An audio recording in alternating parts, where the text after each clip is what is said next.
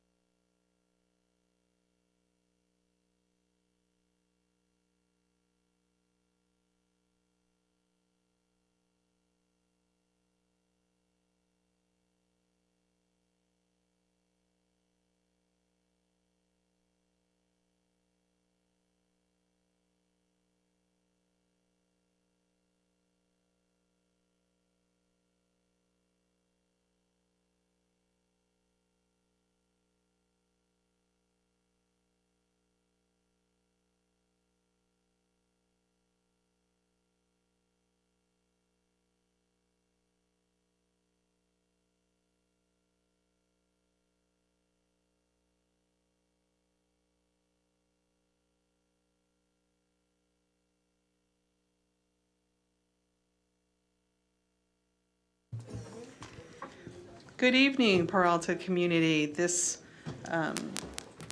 board session will be called into order. Madam Chair, Madam Board Clerk, I'm sorry. Madam President, you have a quorum.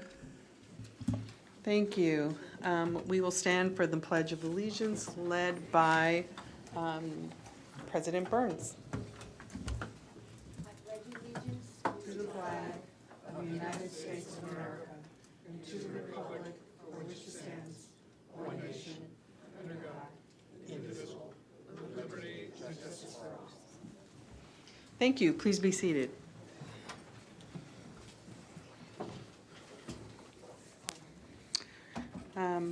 Trustee Gonzalez, when do we have action taken in closed session to report out on? Madam President, members of the public, there is no readout for tonight's closed session.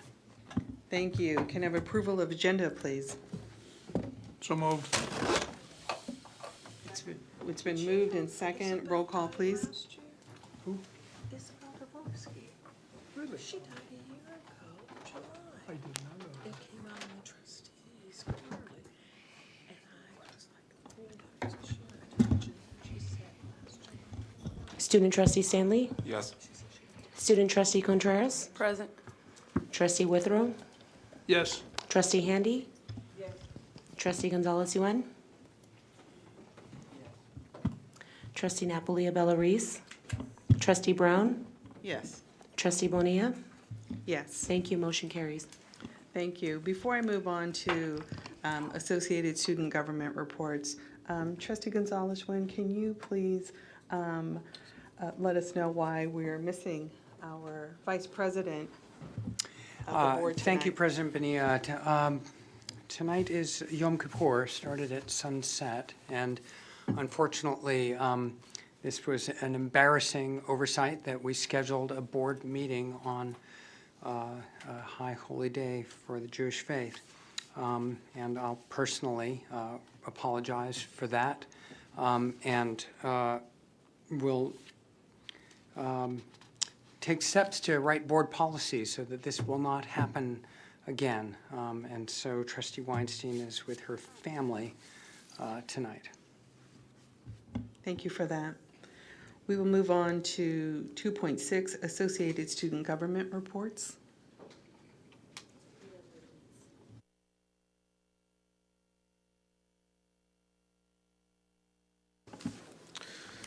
Okay. Hello, Board of Trustees. Thank you for having me. My name is Max Frinke, President of Associated Students of Berkeley City College. Over the past few weeks, we have planned a Halloween Spooktacular event to improve student awareness for ASBCC as well as boosting student morale. We're planning a CC to Cal transfer panel discussion from which 6 to 8 panelists will be from Cal who have transferred from a community college. At Berkeley City College, we are committed to increasing voter registration at Berkeley City College, so we've taken some steps to make that happen. Today, in partnership with Campus Life and Ignite, we sponsored a student registration drive on campus where we registered over 20 students. What we're planning to do next is on October 23rd, we're going to host a primary debate highlights and watch party for the students where they will be able to discuss the different candidates.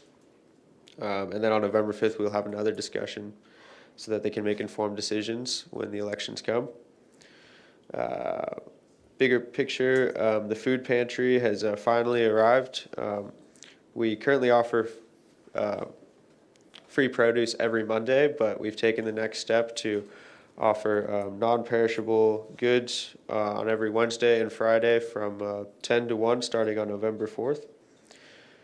And it's going to require 6 volunteers through which the ASBCC will support. In collaboration with the Wellness Center and Campus Life, we are also looking to have a Thanksgiving drive for students in need. And in addition to that, we will be providing 60 Thanksgiving baskets. And thank you. Hello, everyone. Good evening. My name is Israel, and I am the ASCO president. So just to update all a little bit. So 2 weeks ago, we had Club Rush, and from 0 clubs, we had established 1 club, and we're waiting for 4 more clubs to submit their applications. And moving on to the next item, there is going to be a collaboration between ASCOA and the Filipino Club to Be to organize a Halloween event to honor different cultures that celebrate Halloween. And there is going to be an ASCOA retreat this coming Saturday to solidify the foundation that has been established by the past ASCOA folks. And one of our bigger events for this semester is that we're going to have a civic engagement day on November 12th, focusing on the upcoming Census 2020 and voter registration. We just want to impart to the students at College of Alameda, and we want to open it up to the community and beyond that these 2 things are important. Thank you. That's fantastic. Thank you to both students who reported out. We will go back on the agenda for approval of the minutes. It's been I moved second. and second. Roll call, please. Student Trustee Stanley. Yes. Student Trustee Contreras. Yes. Trustee Withrow. Yes. Trustee Handy. Trustee Gonzalez-Yuen, we're Thank you. Trustee Napoli Abella-Reese, Trustee Brown, Yes. and Trustee Bonilla. Yes, Thank you. Motion carries. President Pinilla, Yes. point of order. I would like to, if we could revisit the agenda, and if we could pull from the action items for discussion, item 6.5, ratification of the contract for maintenance of door technologies at Linney College. It's in action. It's in action? Yes, All right, thank you. My oversight. thank you. Perfect. Okay, we were moving to, let's see, classified Senate report. Thank you. Good evening, President Bonilla, members of the Board of Trustees, Chancellor White, presidents, and guests. Tonight, we have one campus report. This report is from Linney College campus. On Tuesday, October 22nd, the Linney College Classified Senate will be having Professional Development Flex Day activities from 8 in the morning to 1 in the afternoon. Secondly, the Linney College Classified Professionals are putting on their 4th annual Toy and Book Drive for the Linney Children's Center. Donations are now being accepted. For questions or further information, please contact Ms. Hope Lane. That is the end of the campus reports. Thank you very much for your attention and support of the Peralta Classified Senate. Thank you. We will move to District Academic Senate report. Good evening, President Bonilla and members of the Board of Trustees and guests. Let's see. Been a lot going on.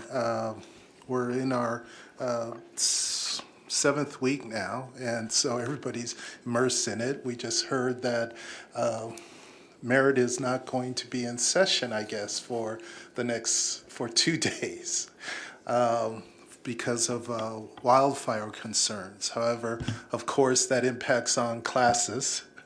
And in particular, I was just thinking that in terms of for those people who are doing their midterms, that always creates a problem. So I was saying to the president of the Merritt Senate president, that I hope they have ways of addressing those issues during these next 2 days. In addition, BCC Faculty Senate, you all are aware, sent you a resolution regarding the budget and their concerns that we haven't been moving quickly enough on the reduction of the district offices. And they passed that resolution last week. The other campuses will be looking at it, as well as the District Academic Senate. The CE district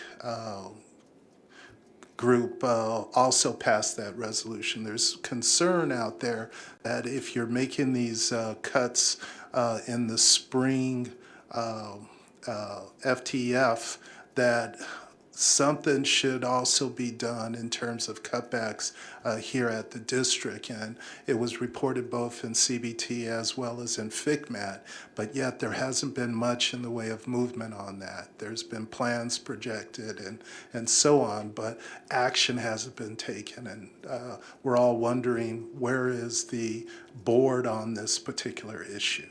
And then finally, we've been in correspondence with Chancellor Eloy on the Calbright issue, and he responded to us, and we extended an invitation to that CEO for Calbright to come and speak to our District Academic Senate on Calbright. Their offices are downtown, and what level of collaboration is she talking about with the California community colleges. So we're anxious to see when we might be able to have that arrangement for her to come and speak to us. So thank you.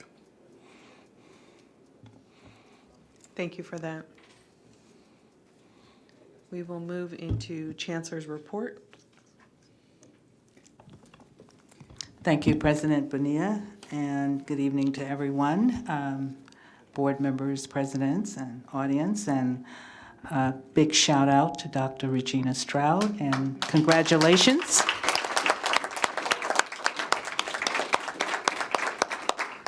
And welcome aboard. All right, we'll start with our foundation update.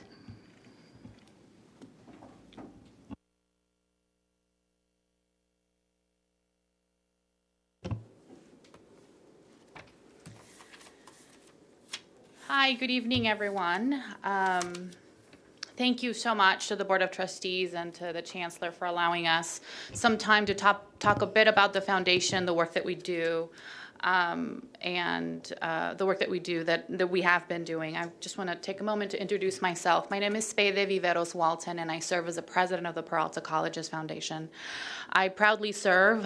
This is my 2.5 year mark, but I've been with the foundation for about 5 years. I started off as the fundraising chair and moved on to be secretary, and now I'm the president. For me, serving on this foundation has really been a journey of self-to-service. I moved here from Mexico when I was 17 to pursue higher education. And what I found was that the community colleges really allowed me to find myself, both academically and professionally. And so I transferred from community college onto UC Berkeley, went on to get my graduate degree. And this is all in part to the network of services that you all work really hard to provide. I'd like to take a moment to introduce our executive director, Linney Jones, who has been leading the foundation for a little over a year now. And she has been leading the organization with grace and with leadership. And we're really, really, really happy to have her on board and to move us on to the next stage. So let's see. So a little bit about the board for members of the public who might not know a little bit about us. We are an all-volunteer board, and we are a group of really committed board members. Most of us are either community college alumni, have taken a class, have used the Peralta community colleges either to advance in our careers or get a certificate. Some of us transferred. So you have a really committed board of directors. And in addition to that, we have our college presidents who have been serving in advisory roles to really help us guide our policy and our fundraising to have more of a college focus. Our budget, our total budget is about $2.6 million, but a lot of that is in restricted funds and managed funds. So that's if a person or a organization provides an endowment or a person wants to open up a scholarship fund, some of those are restricted funds and we're only obligated to allocate a certain percentage of those funds. Currently, we have about 120 managed funds and about 115 scholarship funds. So these are scholarship funds that students from all 4 colleges are able to apply to. We are a fully functioning foundation. So we manage an endowment portfolio, 120 managed accounts, 115 scholarship funds, and we serve as an auxiliary arm of the district. And we also receive material donations on behalf of the district. So if if someone wants to donate an airplane to Alameda College, we would receive it in conjunction with the district. So we're the nonprofit arm that is able to receive those kinds of donations. And in addition to that, we manage funds for various student groups, various sports teams of the various colleges. So we, our team over at the foundation works with presidents, works with students, works with faculty on making sure that we have that we're able to serve first and foremost students, and in doing that, we're able to serve the district. We have experienced some challenges in terms of we've been operating without an MOU with the district for about 3 years now, and that has to do with some of the fiscal issues that that the district has gone through, and also some changes in executive leadership. But in saying that, there's also lots of opportunity that we think that we provide to the district. And firstly, in partnership with the trustees, we would like to work and with the incoming chancellor to really solidify the role of the foundation and have the vision set by both the Board of Trustees, faculty, students, and the incoming chancellor, as well as our board. We believe that there are a lot of resources in the community that want to be of service to students. Our college presidents have really helped us narrow that down and have really provided us with the starting off point on how to best serve students in where they are. In terms of fundraising and development, we're really moving our marketing development and fundraising into a more college-centric approach.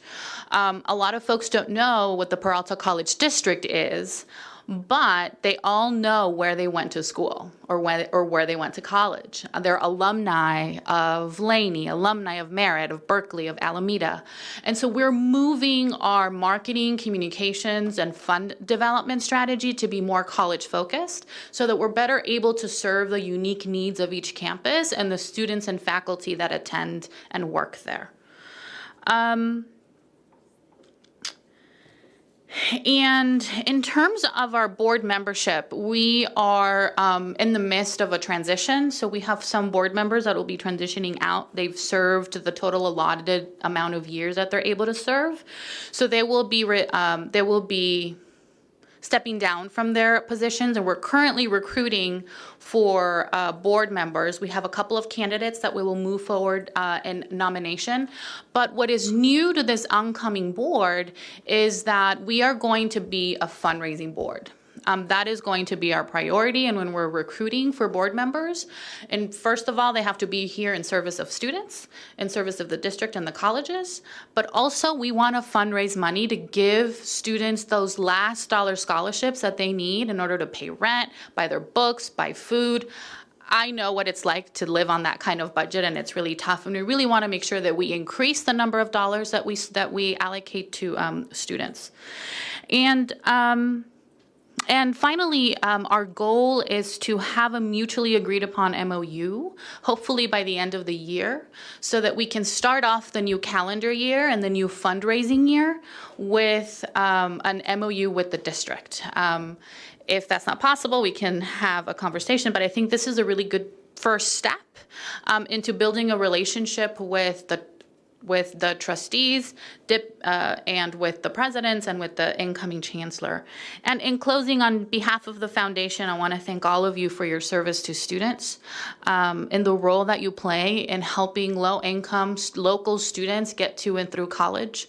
As a recipient of the work that all you do, I'm just really grateful for all. And I just want to thank you. But before I leave, I want to present Dr. White with an award for her service in her short tenure here. She has been meeting with us and helping us kind of set some of these goals so that we can work with all of you and with the community.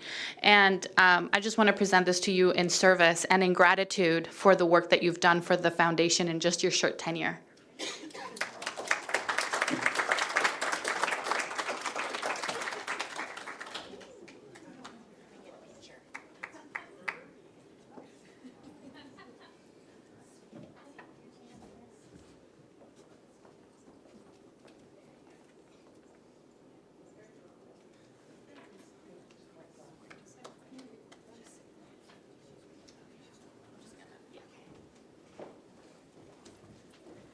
Thank you so much for your time. And I don't know if we're allowed questions or if we just leave it. I'll leave it up to you. Does the Board of Trustees have any questions? Thank you so much. We will, if they have questions, they will. I just want to say thank you for your many years of service to our communities, not just here, but in your prior iterations working with us. Thank you. Thank you so much. Thank you. And Chancellor, before I move on, I have to go back to public communications. Madam President, we have three members of the public who would like to address us in this order: Scott Barringer, Tom Renberger, and Fred Burgoyne.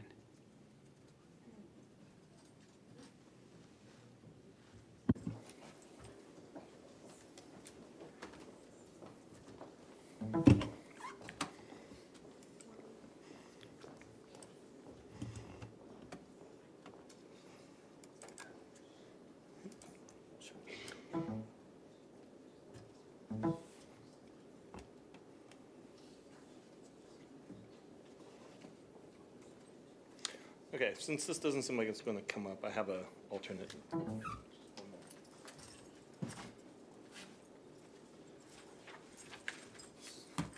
So good evening, everyone. My name is Scott Barringer. I am the engineer that's in charge at Berkeley City College. And I just have one graphic I want to show you guys. This is how much we have spent on maintenance at Berkeley City College this fiscal year.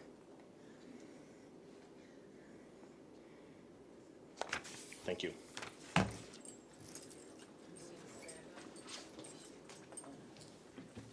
Thank you very much, Mr. Barringer. I look forward to a more full report at some point. Tom Renberger. Thank you. I'm Tom Renberger. I am the incoming Academic Senate President at Merritt College. Assumed that role in July. Thank you for your time, and I wish my introduction could be under more auspicious occasion, but I'm coming to speak about the issues with gaps in the administration at Merritt College. I'm given to understand that in the last board meeting, there was a chance to install a permanent Vice President of Student Services, and then in your wisdom, you decided to turn that down. And I don't have all the information, so I can't say for sure whether that was a good decision from your point of view. But at Merritt College, the Department of Student Services is really languishing in the absence of a VPSS. President Burns has valiantly stepped up to serve in that role as well. But President and Vice President of Student Services are both big jobs, okay? And putting that on one person is a great deal to ask. So I just wanted to put that out there, that this is really affecting morale at Merritt College, and compliance issues come into play as well. So hopefully that can be rectified as soon as possible with the incoming Chancellor. Next, I would like to address the issue of the Director of Research. So we are interviewing for the position of Director of Research. I'm given to understand that the board rejected the contract of the College of Alameda Director of Research. I can't speak to the wisdom of that decision, but I can tell you why we put in for a director at Merritt College, and that is because our previous researcher, Samantha Kessler, who's very talented, had a lot of responsibility, but didn't really have the authority to go along to carry those responsibilities out. And so we advertised for a director, which advertisement was approved by Human Resources. And then we've been hearing that based on the results of the voting for the College of Alameda Director of Research, that maybe we shouldn't even bother carrying forward our search, which we decided to ignore and carried it forward. And I implore the board in its wisdom to approve whatever candidate we forward. And then finally, I would like to address the issue of the Director of Finance. This is a severe compliance issue if we don't hire someone like that. I would again implore the board to hire whoever we forward from that search. And if you don't, okay, we probably lose 80 to 90% of our FTES. So please bear that in mind. Thank you.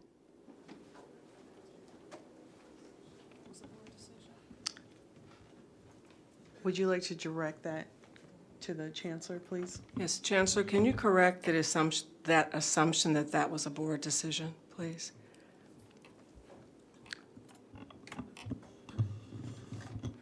In terms of the Director of Research?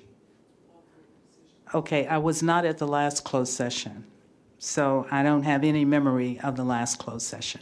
Sorry. It's just my understanding, that was not brought before the board. The board, that was not. It was not a board decision, and I don't support that decision. Chancellor, can we go back to, thank you, Trustee Handy, can we go back to your reports? Yes, thank you. One more. Oh, I'm sorry. You guys really have to, I'm too excited. We got out way early and from Fred close. Burgoyne. Is that on? Okay. Sorry. Good evening, trustees, presidents, chancellors, and vice chancellors. I didn't want you to get away with your just two public speakers because you're used to PFT turn up. Anyway, I'd like to just point out one thing, and I know you're aware of this, but board policy is there for a reason, and we kind of skipped a step. Board policy 2431 about hiring a new chancellor. I know that clause F was suspended because there were only 2 finalists you wanted to consider, but clause G was not suspended, and that's a site visit. Just want to remind you, board policy is there for a reason. Not that our last site visit, by the way, was any help, because we didn't learn anything good. Still, the board policy is the board policy. And if you're going to suspend board policy, I've got one that I'd like to suspend. It's 3550, if you don't mind. No, I'm just kidding. I know, state law, federal law. Anyway, just reminding people, board policy. Thank you. I'll go outside. Thank you, Madam President. There are no more speakers for public comment. Thank you. Chancellor, please. Yes, we're ready for the enrollment update. It was included in your packet. If there are any questions, we're happy to answer at this time. Are there any questions? Seeing none, we can move on to your next report. Facilities, VC SADA.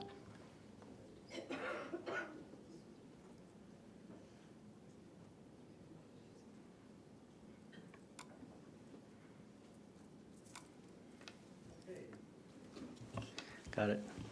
Thank you. Good evening, Madam Board President, Chancellor, administrators, President, members of the public. I wanted to present really just one part of a long report that we provided to you in our last meeting. And I'll probably break this into pieces over the next couple of meetings just so you can sort of be brought up to speed on some of the activities of DGS. We just wanted to share with you what we've been working on. The first thing that we did, oops, I'm sorry. I'll wait so people can see it, was to do an evaluation and put together a 6-month plan. This was actually prepared back in the May-June timeframe, and we were not able to bring it here for presentation. We did a triage of some of the activities in the first month.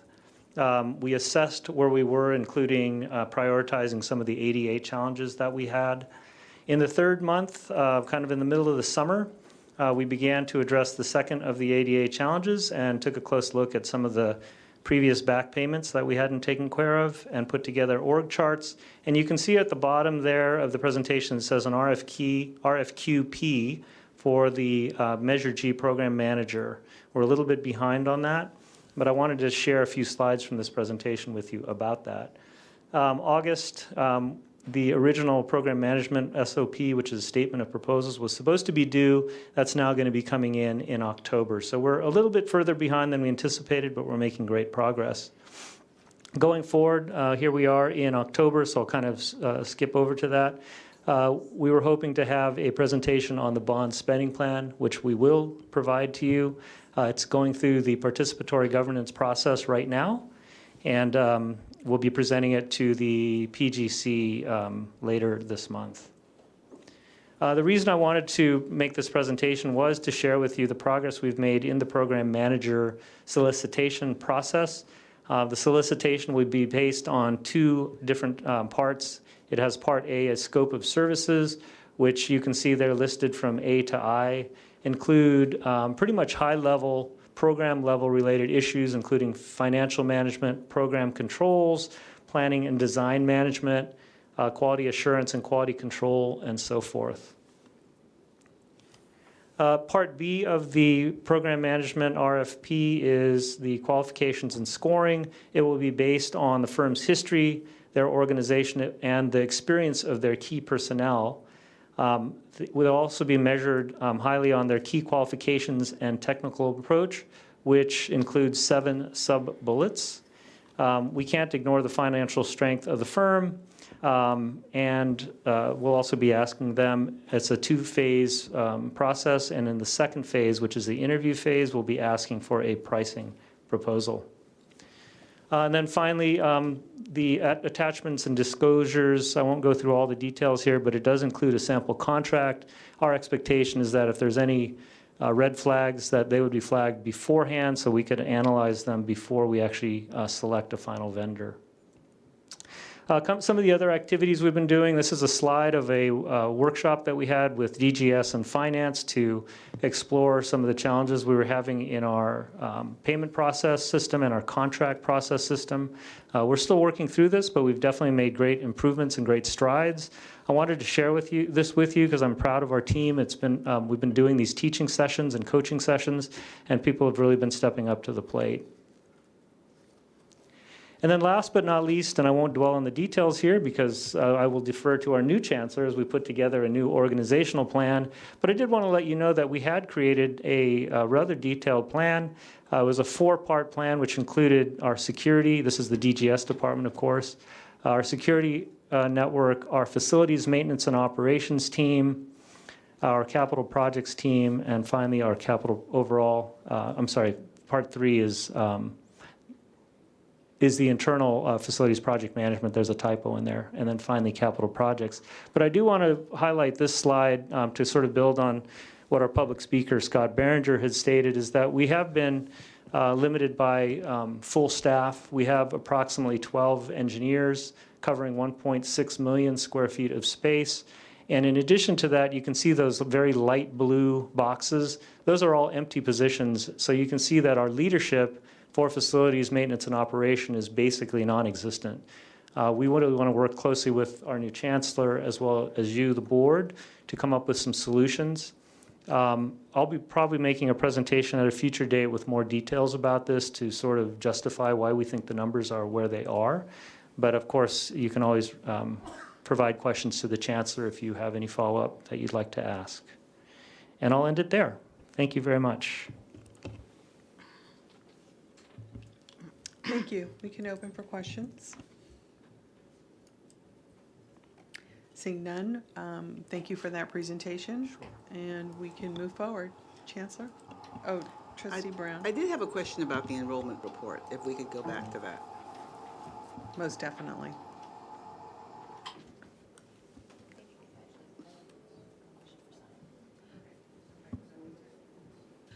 With regard to the enrollment report, I see the projections that we're continuing to lose enrollment. And I know that we are aware and that we have our enrollment management planning, and that we're also considering the outreach and the community engagement. But I'm wondering about the quantification of the impact the intangible of the impact on the community from the declining enrollment, as well as the quantification of the loss in apportionment funds and SCIF funds that comes from the declining enrollment. Because I think that those impacts are hugely felt by both our community and our district, and I think that possibly if we were able to assign the results of those to some sort of number, it might make the urgency a bit more. Make that the priorities of those of increasing the enrollment more prevalent in our discussions. And so I'm wondering if we can. Do we have a quantification of the loss of revenue and of of dream deferred that comes from the declining enrollment, because it's not as if our graduation rates are increasing or the literacy rates or that the poverty rate in Alameda County is decreasing. So just sort of a question, and I know you guys look at these figures and we have projections, and so I'm just wondering if we could sort of give some texture to what the real human value and the dollar value of that report is. If I may, I'll start first, and then I'll refer the remainder of the answer to VC Brown. It is an urgent matter. In the FICMAC report, I think at least $3 million was identified as sort of being left on the table as it relates to the SCIF funding formula that Peralta was not aggressively pursuing. It is true that there is a population of students that the colleges are making every effort to bring into the institution from communities that typically have not shown up first day to register or first day to sign up. So this is a real challenge right now. We do have our dual enrollment and some of the other programs in place that are helping to address some of the needs of the communities you are specifically referring to, but more needs to be done. Dr. Brown? Yes, just like the Chancellor said, this is having a major fiscal impact on our budget. And in the adopted budget that you passed in September, it's reflected there.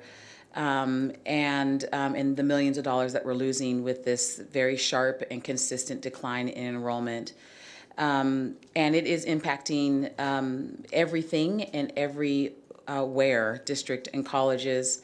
As a matter of fact, today we were looking at the data on the impact of on health services because the head count is reduced, and that's leading to some real challenging conversations we have to have about health services, just as an example.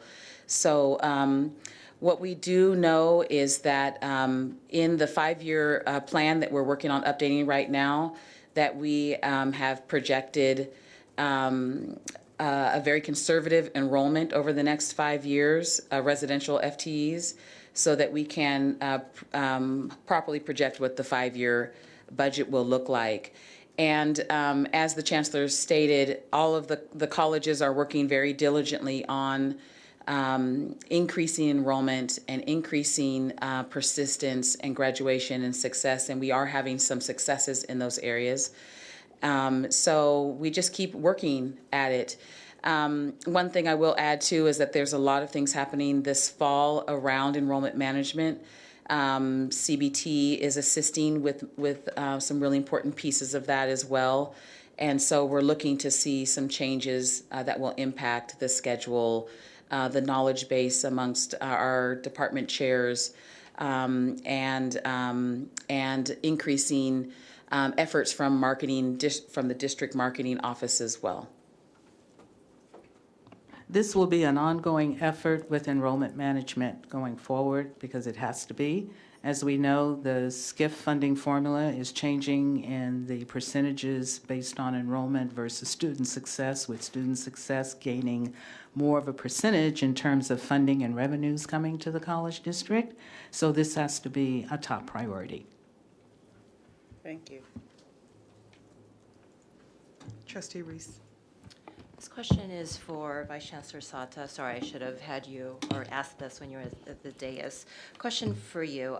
First, thank you for actually providing the list of projects as categorized by priority and also different areas and different sections, because that helps us put together collectively all of the different projects that we're simultaneously approving and such. What I ask, though, is that we move forward, we continue to use this particular list as a way to benchmark progress and completion. With that said, your elevators, number 2, you talk about the red tags and the preliminary notices being clear. So that means that all of our elevators at Linney, COA to come, and also at Merritt are good to go, as well as Berkeley City College, because I recall there was a student that was talking about a Berkeley City College elevator that was still defunct. Yeah, that's correct. Thank you, Trustee. So it is true that of the 2 elevators at Berkeley, one has been prepared, elevator number 1, but elevator number 5 was delayed because we had some missing parts. So we should be, or we're hoping to receive the parts shortly, and then we can repair that elevator. If there's good news behind that information, it's that that elevator is the back elevator, if you will. It's the one that's used for freight. Sorry, thanks for that word. Freight elevator. And so it doesn't have direct impact on students, but it does have an overall impact. Okay. So we're still working through that and staying on top of it. As to your question about elevators generally, a number of elevators were found to be in non-compliance by the state. We have addressed, due to your approval of a recent contract for Kone, just about all of those issues. However, there are still 2 elevators at Linney College and 2 elevators at Merritt College that will require a replacement of the jack, which is the plunger that goes into the ground. We've asked for the Linney College proposal to be approved, which you have done. And we are waiting for the proposal for the Merritt College replacement cost. And once we have that, we'll bring that forward.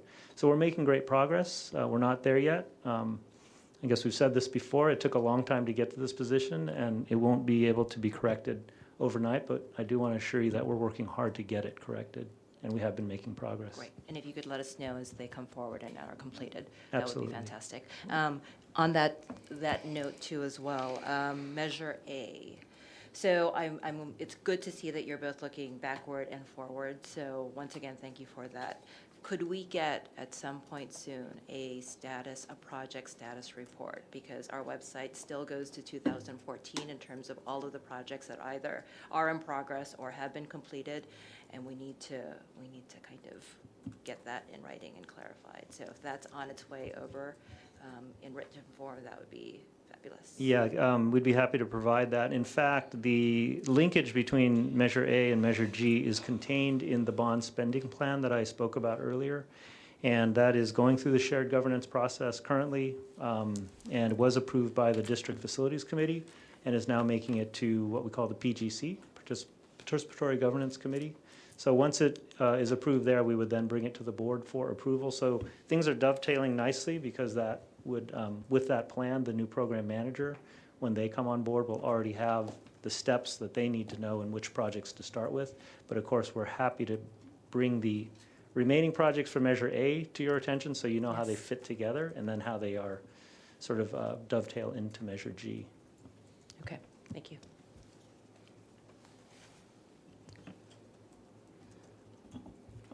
Dr. Brown will talk about the ACCJC report timeline.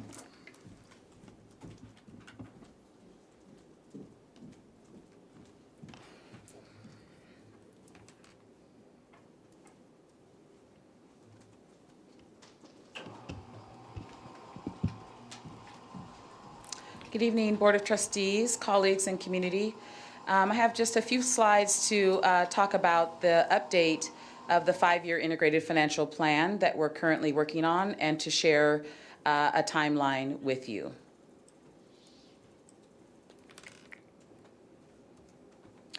So just a reminder that the 5-year integrated financial plan requested by ACCJC as a special report is a living document. And to us, we're taking that very seriously, in that it wasn't just a report to put on the shelf, but that we would keep updating it, keep check on the progress of the actions that we said that we would take.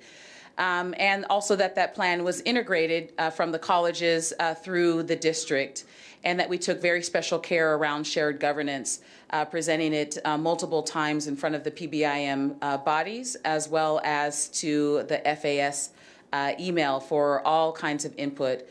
So currently it's the Office of Finance and Academic Affairs that are working on updating the 5-year plan, so that we can send an update to ACCJC. So part of the timeline is that we waited until the final adopted budget was approved by the Board of Trustees, so that we could utilize that budget as part of the update. And we're updating the relevant pages and charts and data within the plan. For the most part, we're already almost done with that. But the important part is that we are integrating the FCMAC recommendations. And this is an important piece to the update that we're adding as new, since we have the FCMAC recommendations as of June.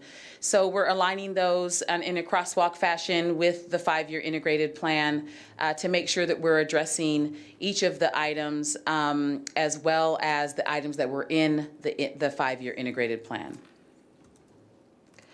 So in terms of participatory governance and bringing it to the Board of Trustees, if you recall, in creating the 5-year integrated financial plan last spring, we combined the PBC and the PGC for joint meetings, so that we could make sure that we brought it before bodies and could move progressively in the writing of the document. And we still have joint meetings this academic year. But there are no joint meetings that we're bringing this integrated financial plan update to. We're bringing it to the October 18th PBC meeting. We're bringing it to the October 21st, on October 21st, excuse me. We're going to email it to the district and FAS emails. And then October 25th, it'll go to a PGC meeting. And then November 12th, the Board of Trustees will review it. The updated 5-year integrated financial plan is due along with a memo to ACCJC on December 2nd. So if there's any questions about the timeline or the process, I'm here to help answer.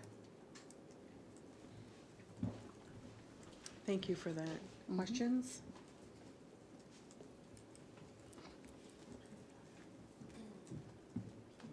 Thank you, VC Brown. Chancellor? Okay, and finally, we have the Recovery, Accountability, and Sustainability Correction Plan, better known as RAZA. It's such a long title, I thought shortening it would help. Essentially, we are continuing with our work on RAZA, and as you know, we attended the Board of Governors meeting September 16th to present our correction plan. And we have 23 recommendations in progress, 20 recommendations for the next chancellor. There are 22 recommendations tied to key staffing positions, and you've received a memo regarding that that will require approval. There were a total of 75 recommendations that we organized to respond to and prepare to complete. And what's in progress is continuing. And as Dr. Stroud is onboarded, I'm sure she will be jumping right in as soon as she can to ensure any other recommendations that have not already started will begin. That's where we are. Thank you for that. Questions? Trustee Brown.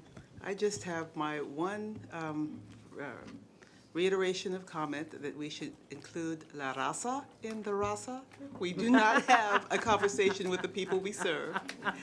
And part of our dwindling enrollment and our financial problems are related, they are interrelated, dwindling enrollment and talking to yourself.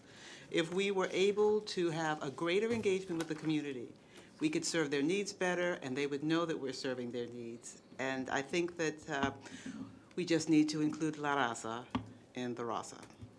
And that is in our plan. I know that everybody can't see this, but there are 3 circles. God bless the circles. God bless the circles. There are 3 circles, and in the second circle, it says, under our evaluation process for the correction plan, is that we have a draft plan that integrates feedback from community work groups, participatory governance, and key stakeholders. Thank you. You are welcome. So the plan states it up front. Dr. Stroud, remember this page.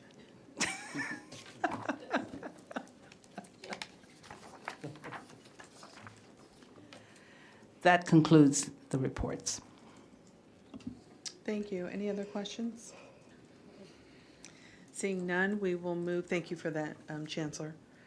We will move to consent calendar. Can I have a motion, please? So moved. Second. It's been moved in second. Can I have a roll call?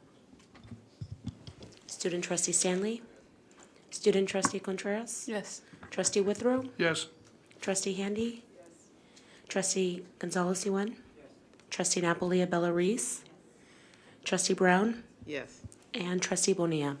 Yes. Thank you. Motion carries. Thank you. We'll move to action item 6.1. Consider ratification of amendment number 3 to the agreement for professional services with Taylor Design to extend the contract time by 132 days for the locker room Title IX project at Linney College. So moved. Second. It's been moved in second. Discussion. Seeing none, roll call, please. Oh, I'm sorry, Trustee Reese? For 6.1, amendment number 3, right now, there is no approved amount, and it's just an extension. I'm ensuring that at the end of it, we're not going to have an amount. This project is for the Linney locker room, which is a design-build contract. And what's happening here is Taylor Design was hired to perform the design of that area. We'll be bringing on a project manager to help us through the process, which is for approval. Actually, it was approved in the consent. Swinnerton, yes. And if they believe that the documents need any further clarification, we may have to come back for another fee, but that hasn't been determined yet. Otherwise, we would take this set of documents and it would be put together with a set of specifications, which would allow us to solicit bids for a design-build entity. And that entity would be tasked with completing the design and doing the construction. So I don't want to answer the question as absolute at this point in time, but I do believe that it is essentially complete. We need to have that professional look over as they put together the package for bid.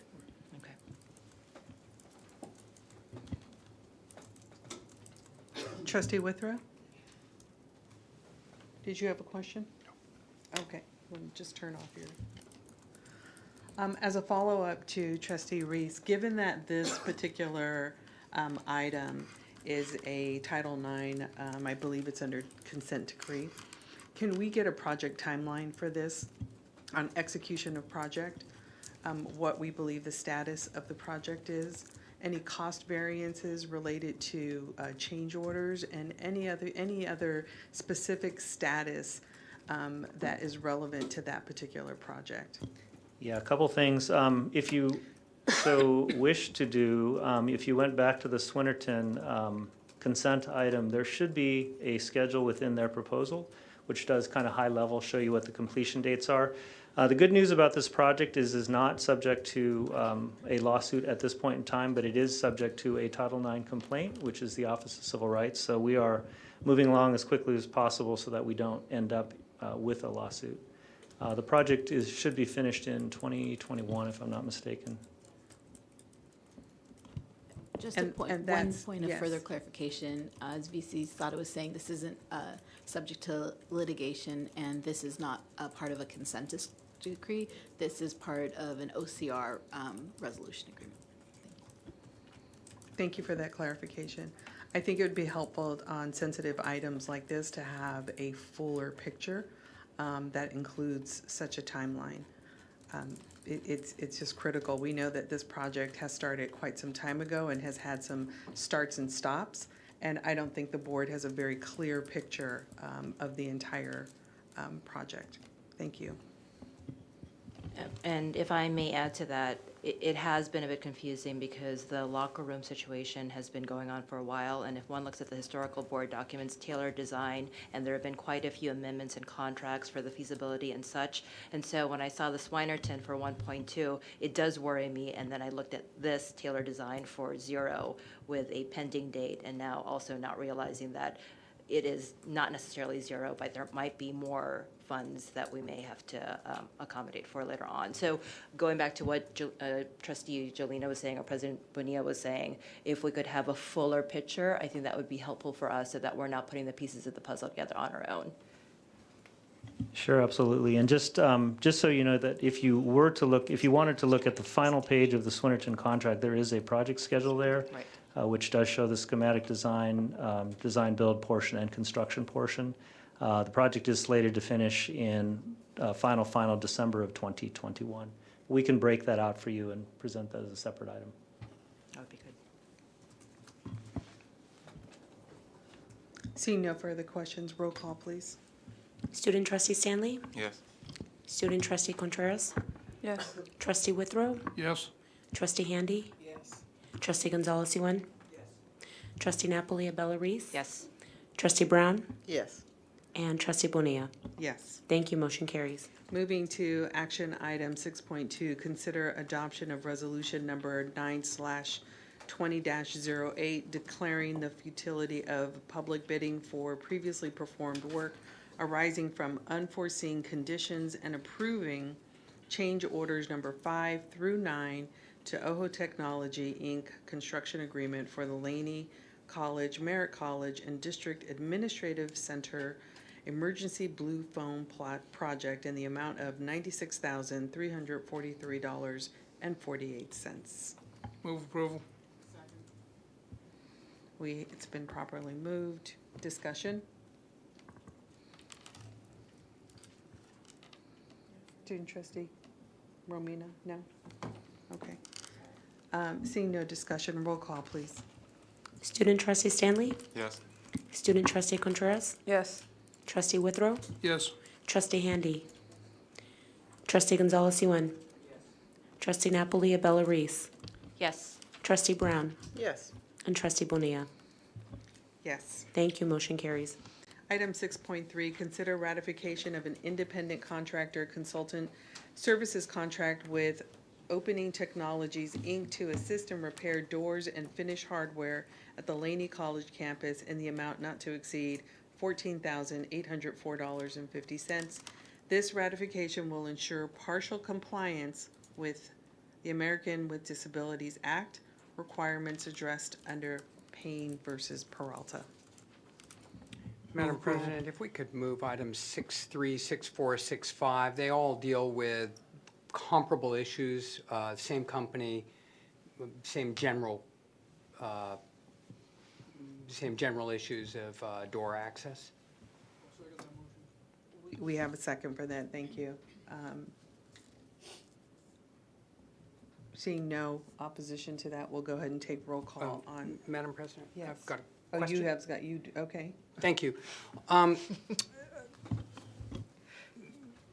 item 6.5, there's language that says it's a contract for routine maintenance and opening with Opening Technologies. And then the language of routine maintenance is repeated a few times. This is a $3 million contract. And prior to or during the board meeting, I had an opportunity to speak with Vice Chancellor Sata and ask some questions. If I could repeat the questions through the Chancellor, I think we might find some clarification. The question being, in this contract, is it all just routine maintenance, or are there, in fact, some facilities upgrades involved? Accessibility improvements, et cetera? Yes, and the answer to that question is yes. Great. So with that in mind, what I would like to do is call our attention to that we have bond funding, and where possible, we'd like to use bond funding. The bond funding specifically calls out accessibility improvements as a legitimate expenditure.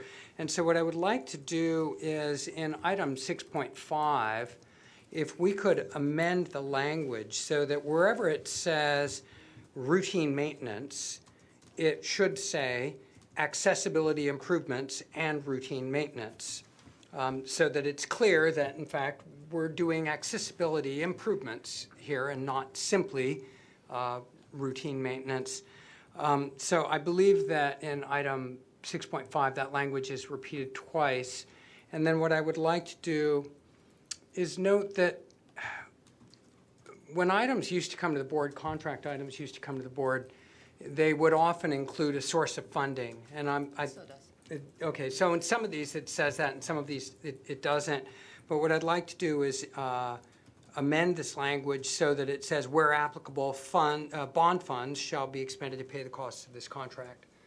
And we could just put that at the very bottom so that when it is possible. On, you're speaking specifically, so point of clarification, you're speaking specifically on 6.5. Yes. And 6.5, although it doesn't contain the language that you're referencing, because it does say routine maintenance, it does identify the budget source as Measure A. Okay, I didn't see that, and that's great. So, but you're bringing up another issue for me, because the issue now is because it does not contain the language that allows for Measure A. So now I just have a question for legal on, did we use the correct language to identify the correct source of funding? I can't answer that question, but VC SATA might be able to, and we can consider the in the motion that is made for board consideration, we can consider the suggestions of Trustee Ewan, and then that would, the motion could include such language. Yeah, I would add to that, there's 2 points. One is that the bond language, both A and G, do say that modernization and improvement of infrastructural projects are bond eligible. And in this case, I do believe that most, if not all, of this project is bond eligible. I think that's a great suggestion. We will certainly confirm that with bond counsel just to make sure we're on the right side of that line. But I think that if there is an issue with the language, we'll check that with bond counsel. But I do appreciate the feedback. I think it was well noted. And if you wanted to add something that said, using the words modernization and improvement in the motion, we can include that and again run that past bond counsel. This would be a pretty straightforward issue for them to check. Okay, so let me amend my amendment so that the language says modernization and improvement, comma, accessibility improvements and routine maintenance, wherever the language simply says routine maintenance. So I believe that's twice in item 6.5, and I'm not sure, I don't think that routine maintenance language is used in items 6, 2, and 3. I don't believe so, and I apologize for that lack of clarity. We'll check that with the bond counsel. Thank you. Is that an acceptable amendment? Yes. Okay. We will, it's acceptable, and we will run it by bond counsel.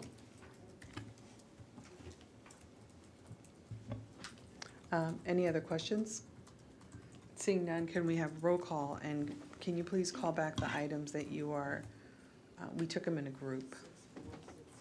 6.3, 6.3, 6.4, 6.5. Thank you. Student Trustee Stanley? Yes. Student Trustee Contreras? Yes. Trustee Withrow? Yes. Trustee Handy? Trustee Gonzalez-Yuen? Yes. Trustee Napoli-Abella Reese? Yes. Trustee Brown? Yes. And Trustee Bonilla? Yes. Thank you. Motion carries. Thank you. And it gives me great pleasure to read this next item. Consider approval of the employment agreement with Dr. Regina Stanback Stroud as Chancellor of the Peralta Community College District. Move approval. Second. President Bonilla, the Brown Act requires that I make a statement of the recommended salary and fringe benefits, and so I need to do that at this point in the meeting. So the recommendation for salary and fringe benefits related to the posting of the district's salary range and the step and column of the chancellor's salary range, and the benefit recommendation was similar to the benefits received by management in the district. And as noted in the contract and in the agenda item, the salary in the contract is recommended at $330,000 and the fringe benefit the same as those received by management. Thank you. Thank you for that. And I believe I have an approval that it's been properly motioned, and without further discussion, we'll take roll call. Student Trustee Stanley? Yes. Student Trustee Contreras? Yes. Trustee Withrow? Yes. Trustee Handy? Yes. Trustee Gonzalez-Yuen? Trustee Napoli-Abella Reese? With acclamation? Yes. Trustee Brown? Yes. Trustee Bonilla? Yes. Thank you, trustees. You have a new chancellor. And can we have Dr. Stanback, please, Dr. Stanback, please stand up. Yes.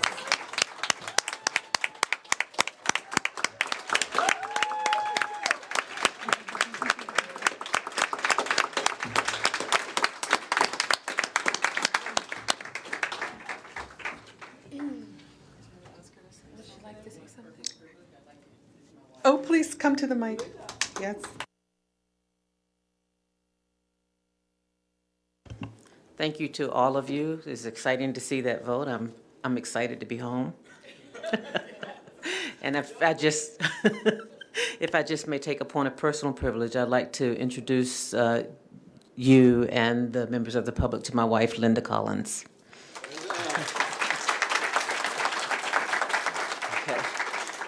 My family is your family now. Thank you so much. Just want to relish in that just for a few more seconds, right? We will move to 6.7, which is consider resolution number 19/20-11 declaring October 14 through the 18th, 2019 as Undocumented Student Action Week. Move approval. We have an approval. Second. We have lots of seconds. We got student trustee Romina who gave that second. And if we can do roll call on this, please. Student trustee Stanley? Yes. Student trustee Contreras? Yes. Trustee Withrow? Yes. Trustee Handy? Yes. Trustee Gonzalez-Yuan? Trustee Napoli Abella Reese? Yes. Trustee Brown? Yes. And Trustee Bonilla? Yes. Thank you. Motion carries. Thank you. We will move quickly into Board of Trustee reports. Trustee Withrow. Just a couple items. We talk about and confronted with just a lot of challenges we have in the Peralta colleges. And I'd like to mention just a couple things. ASTE, the embedded high school at College of Alameda, this last year, 18% of the graduating class are going to UC Berkeley. And probably about 40% acceptance of those that applied. 43% of the graduates are going to a UC school. Other schools, Columbia, Purdue, Pitzer, of the Claremont schools. I think that's pretty outstanding. The other thing is, and this is just a real quick one, I was on a trip and met with a gent from Portland, Oregon, who chit-chat back and forth, whatever. And he asked what I did, and I mentioned Peralta colleges, and he said, well, what colleges are those? And so I mentioned it to him, and he said, well, you know, our daughter went to UC Santa Cruz, and she lasted one term and had to leave. But then she went up to College of Alameda, where she got her AA degree. She then went on to Oregon State and got a master's degree. And she's right now well on her way to getting her doctorate at the University of Oregon. And I can tell you that this gentleman was very enthusiastic about the College of Alameda. And I only mention that because there's stories like that all over the place, all the colleges and whatever. And I think we don't tend to focus enough on the good things. And obviously visibly confronted with the challenges as we go through day to day. Thank you. Thank you for that. Student trustee?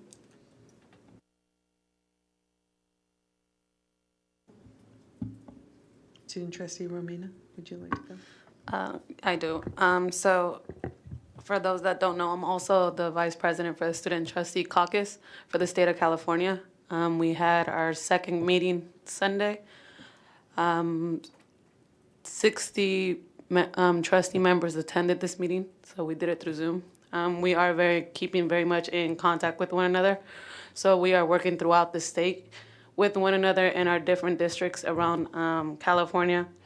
There are a couple of things that you guys will hear about later on that we are trying to pursue in the state, at the state level. But also we're trying to find a way where we can all collectively come together and fight food insecurity for all the college students, community college students across the state of California. So we're working on an action plan, and I know we're focusing very much on what Texas is doing very much right now at this moment, something that is working for that state. So we're trying to adopt some of the things that are happening over there, which is positive. What else did we speak about? Also, lobbying throughout the state, and we do know how important voting is for all the districts. So it is something that we strongly believe. We do believe that people being aware of Census 2020, how important it is, but it's also trying to get students out to, like I said prior, to states on the East Coast and the Midwest. So we're trying to find ways where we can fund that and send students out that way. Thank you. Thank you. Trustee Handy. Trustee Brown. This past Friday, there was a meeting of the Advisory Committee on Education for Trustees, and I'm a member of that committee. Part of the job of that committee is to discuss issues that are compelling and relevant for community colleges. Some of the issues that we discussed were the Census 2020 community colleges working with their communities to make sure that we don't undercount those communities that we serve, which because of the need that we have for Title III funds, Title I and II funds through, and hopefully the reauthorization of the Higher Education Act. So we need the accurate count. Also, one of the issues that we'll be working on educating trustees on is the closing the achievement gap and what is working in terms of equity, where we are now in terms of moving the needle from just diversity to equity, and also partnering with local community-based organizations to provide support for students, to work with support services so that students can access the services they need through their colleges. And enrollment management is one of the issues. Much of the stuff that we talk about here at Peralta is issued throughout the state, whether it's an urban or a rural district. Also working with our foundations for development, for student success, and partnering with industry so that our students can get employed, training and employment, and partnering those two. So there were several things. It was a very long meeting, all day actually, and those days are those days are spent with a table of I guess there's about maybe 20 people that are between CEOs, trustees, working on how we are going to advance the issues of our students so that trustees could be more competent in serving students and focusing on the needs of students. So we should have some, and also there's dual enrollment, AB 30, new legislation that's been passed to remove some of the barriers to dual enrollment. And so we should have presentations and trainings that are reflective of the work that we're doing in terms of supporting our students and help us be more effective in supporting our students. Thank you, Trustee Brown. Trustee Reese? So on Wednesday of last week, the League of Women Voters held a forum for elected officials in District 4 or whose areas dovetailed or overlapped with District 4. And it was a speed dating of sorts. So for 20 minutes, each elected official had individuals or constituents where they would talk for 5 minutes with them. And I have to tell you, my takeaway from that particular evening was that there is tremendous support for the Peralta colleges, tremendous support, great expectation, great need. And to the foundation board president's comment, I think many people sometimes don't organically intertwine or align Peralta with the 4 colleges. And that is a marketing disadvantage, but because of the news as of late, it's also maybe a marketing public relations advantage. Whatever the case may be, in sum, it was clear that we are too important to fail. We are way too important to fail. We have individuals who are looking for their children in elementary school, looking for their children in elementary school to come to the colleges, people who have had relatives and friends who have graduated from our colleges, experienced all 4 colleges, and gone on to get graduate degrees, and people who are currently in the colleges. And there is such great need for us to give back to the community, but also, as Dr. Stroud said in one of our interviews, it is time for us to really define our narrative to be a narrative of excellence. And I think at this particular historical time, with everything kind of out in the open, let's be grateful for that and embrace that, and let's ensure that as we pivot strongly in the pathway, towards the pathway, on the pathway for incredible success. Thank you. Together. Trustee Gonzalez-Wren. I'll pass tonight. Thank you. Thank you. I will just take a couple of moments to welcome back VC Sifra. You were missed. I also want to recognize again our new Chancellor. And so this is a very exciting time for us. I had the opportunity last week to go to Merritt College, where they hosted their Latinx Heritage Hispanic something month, right? And so I lost names because, you know, they call it so many different things now. But Rosie Rios, our former treasurer of the U.S. Department of Treasury, was there. She is an amazing speaker, amazing. And the work that she's doing is fascinating on promoting women and women of color. So her talk was on point. She spoke directly to the students about their cultural sensitivity around inclusion. And so it was a very, very wonderful speech. And then I got to see Ms. Rios sign a $1 bill for one of the children of the students who was attending. So that was also fascinating. And one other piece, and this goes back to kind of how we as Peralta are engaging with community. And I know that all 4 of our colleges do an exceptional job with limited resources and continuing to make those partnerships meaningful within the community. But I also had an opportunity this weekend to attend a swim meet. And the swim meet was hosted at Linney College at the pool. And it was absolutely amazing because what you had were swim teams from across the region, right? From probably at least upwards of 8 to 10 different counties who have swim teams. And these are attended, it's competition swim, it's held by US Swim. We've been hosting the Undercurrents, Oakland Undercurrents, which is our local Oakland team who uses the Linney swim facility. And it's just amazing. There were hundreds of students, 18 and under, from every county imaginable, who were here running around the pool and just filled with laughter and competing and winning ribbons. And it was absolutely amazing. Not to mention it looked like the middle of summer. It was like 80 degrees on Saturday. And so I came by just to check out the facility, check out the event, and it was absolutely amazing. And what was really sad for me was that we didn't have a presence there to just capture the moment, to capture what an organic moment in the community and what a missed opportunity. But I do think that it's also very telling that we will continue to do our best to try to capture those types of events and really promote them, because this is something that happens, that we do, that Linney does. And so I thought I would share that with you. I'm also going to take a few moments here. Yes, I have tricks. I have a bag, and this is so wonderful.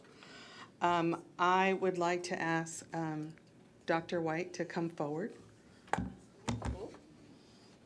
Front and center. Front and center.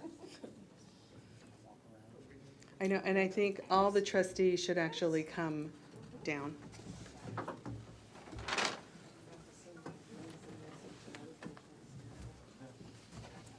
And we should probably, Mark, do you have a speaker, a microphone? Look, I got way too much stuff set here. Do you need help? Yeah.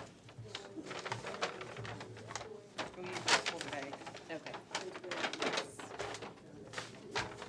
See what it says?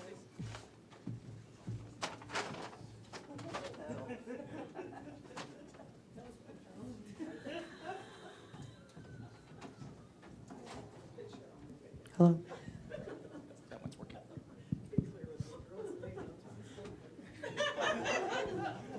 Hello, hello. And so I will hand the microphone off to my colleague and trustee. So this is a wonderful resolution that says amazing things about Fran White, and we know that she's fantastic. We know that she's had just a long history with the California community colleges, but what we really want to say is thank you so much.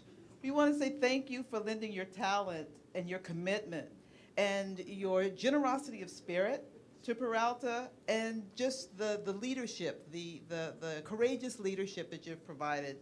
There are beautiful words here, but the beauty of what you've given us in this past, this transitional period is not easily encapsulated by any one-dimensional, two-dimensional thing that you can hold, anything with the physics and the matter, and I guess I'm starting to sound a little bit like Star Trek, but anyway. Thank you so much, because this is an endeavor of love. Education is liberation, and your commitment to the liberation struggle that we are supporting here at Peralta has been immeasurable. So thank you. Thank you.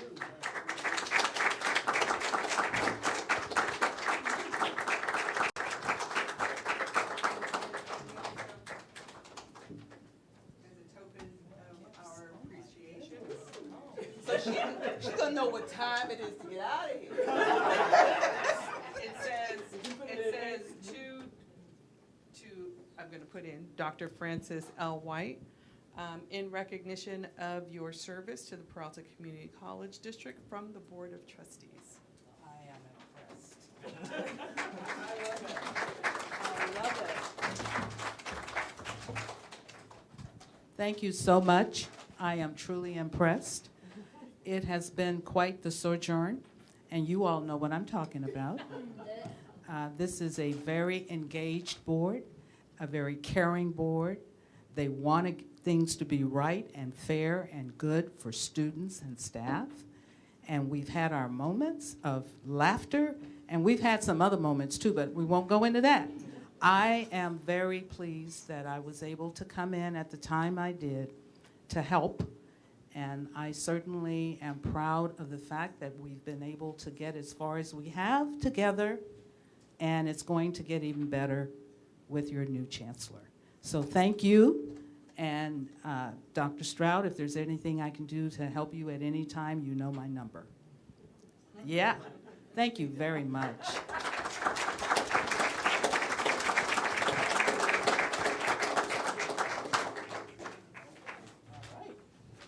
Do you want that?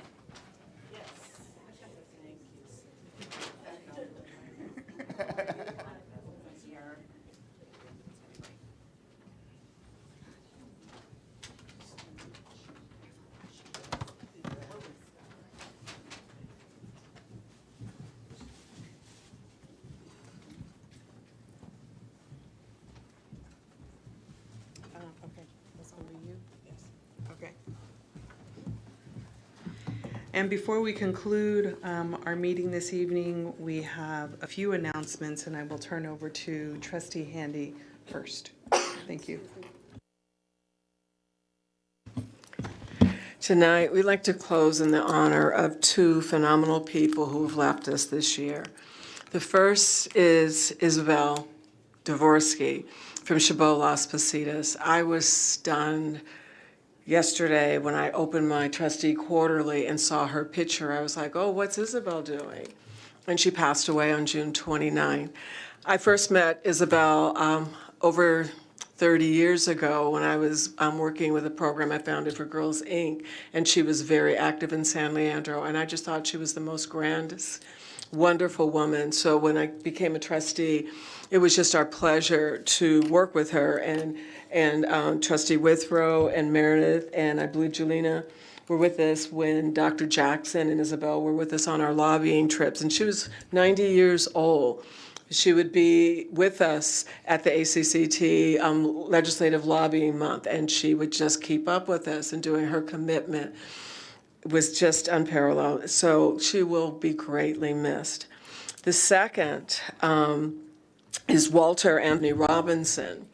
And Walter retired from UC Davis June of 2018, and he passed away on June 9th, 2019. It was very unexpected. I attended his celebration of life today at UC Davis, and there were hundreds of people who flew in from all over the states to honor this person. He had the knack of knowing every single person on campus. I mean, student enrollment management is what his job was, and it was like 2-point-something%, and within a few years, he had raised it to 4.7% for African American students. From the students to the faculty, everyone were just could only say glowing things about an employee who made it their point to know every single student that came through there, to know what their desires were, including the employees. And it just reminded me of how wonderful things can be when we all work together, and we all support each other, and we all have the same common goal, which is student success. I didn't get a chance to see our student, Dave Ivan Cruz, who was our former student trustee. He was in class.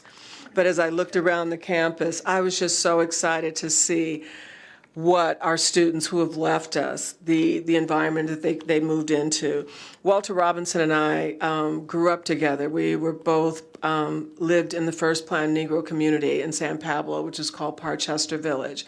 And we both lived on Griffin Drive. And it was just amazing to see. We both come from the same thing. We come from loving families, but not a lot of money. And so nothing came easily, and that's why we fight so hard for our students, because we know our students come from that same background. We want them to know what we didn't know. We want to share with them everything that they need to be successful. So I really want to just celebrate Walter Anthony Robinson tonight and Isabel Dvorsky for their commitment, their absolute commitment to student success and to our colleges. Thank you. Thank you for that. Trustee Gonzalez. Thank you. It's pretty simple. The next regular board meeting will be held on October 22nd here in the district office boardroom. And that concludes the announcements for this evening. And then lastly for the evening, Lashana Tova, for those that are celebrating. Thank you. Thank you. This concludes our board meeting tonight. The meeting is adjourned.